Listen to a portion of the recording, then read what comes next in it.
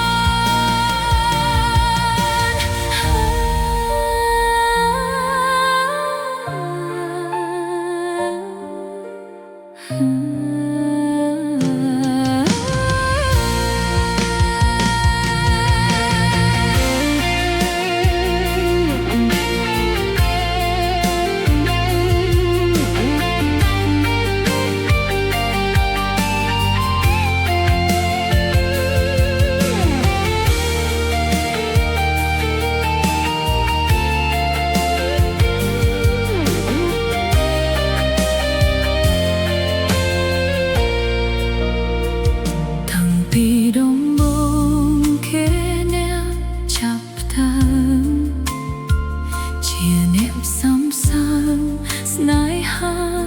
នេះឡើយស្នេហ៍នេះឆាបឈួលដូចភ្លើងចំបើស្នេហ៍ខ្ញុំកើតឡើ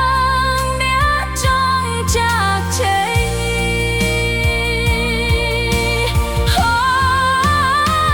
ខ្ញុំគឺជាមនុស្សមិនងាយស្រឡាញ់តែខ្ញុំស្រឡាញ់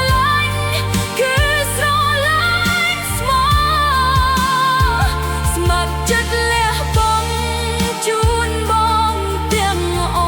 ស់ស្រឡាញ់បងស្មោះលុះមកណាខ្ញុំយំពេលលីចង់ប្រាប់លោកកាថាខ្ញុំចិនដាឈឺស្ទើរស្ដាយហើយខ្ញុំមិនខត់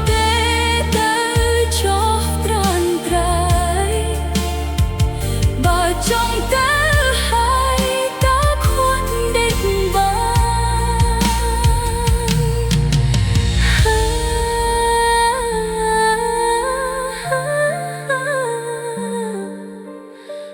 ន